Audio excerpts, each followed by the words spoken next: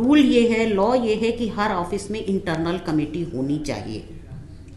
हर factory, हर office, हर जगह। बहुत सी जगह नहीं होती है।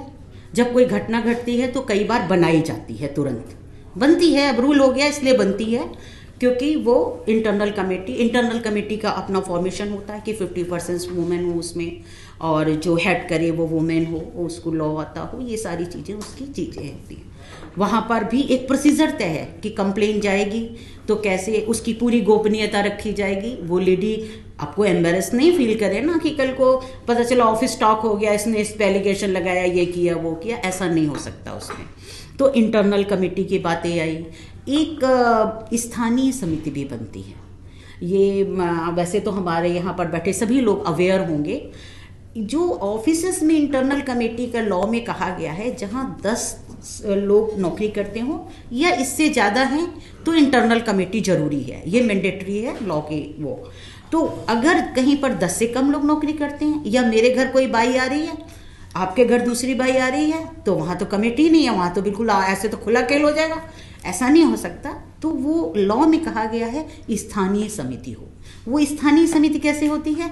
डीएम जो प्रशासन है वो स्थानीय समिति मार्क करता है, और वो हर जगह नहीं जा सकती, तो उसके नोडल ऑफिसर्स हर मोहल्ले हर जगह के होते हैं। तो ये चीज़ें सबको पता होनी चाहिए, आपकी सोसाइटी में होना चाहिए कि अगर किसी को कोई दिक्कत होती है तो ये नोडल ऑफिसर है, यहाँ कंप्लेन कर सकते हैं आप। तो जो आपके घर अनऑर्गेनाइज्ड वर्कर है, काम कर रहे हैं, वो भी वर्क प्लेस पे सुरक्षित होंगे। ये बहुत ज़रूरी चीज़ है, और इसको इम्प्लीमेंटेशन पे हमें ध्यान देने की ज़रूरत है। और इसमें सबसे बड़ी भूमिका, ये बात सही है कि महिलाएं ही दे सकती हैं।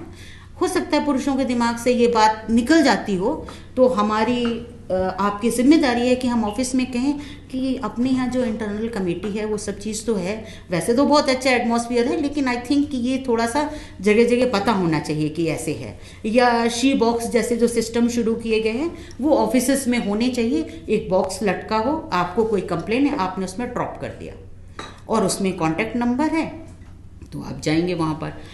इसके साथ नियम ये भी है कि अगर कोई महिला, अब यहाँ पर किस्सा आता है कि झूठा आरोप लगाना, बहुत सारे लोग झूठे आरोप हो सकता है लगते हों, लॉ का मिसयूज लॉ की खिलाफत नहीं हो सकती। ये वेल सेटल्ड रूल है, ये सुप्रीम कोर्ट के जजमेंट हैं।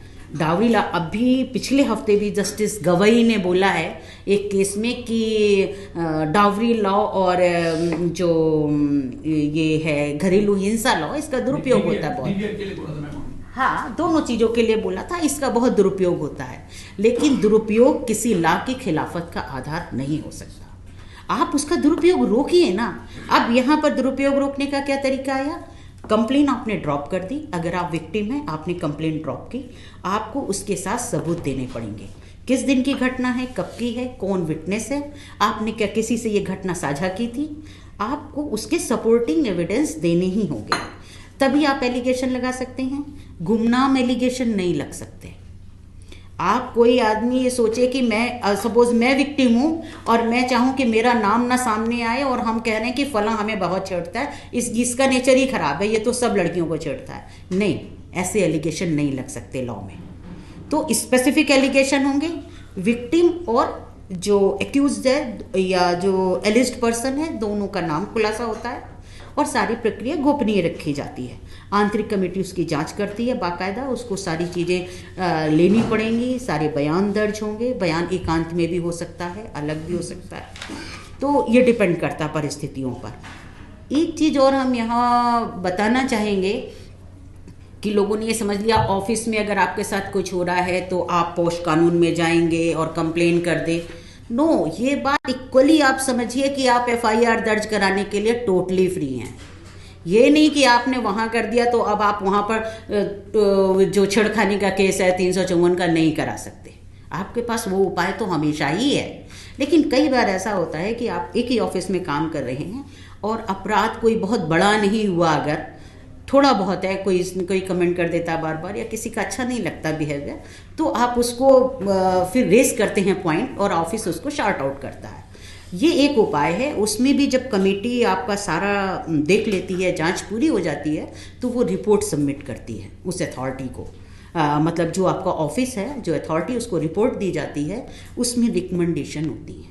वो रिकमेंडेशंस कैसी होती हैं, उसमें रिकमेंडेशंस कई तरह की हो सकती है। एक तो ये कि एलिगेशंस हैं, इनका कंसर्न है और ये एक तो सही नहीं पाए गए तो ख़त्म, अगर सही पाए गए हैं कुछ हद तक तो उसमें लेकिन ये है कि ये माफ़ी मांगते या इनको इस तरह का इनका इंक्रीमेंट रोका जाए या कुछ है, इनका ठीक नहीं लग रहा बिहेवियर, वो भी हो सकती है।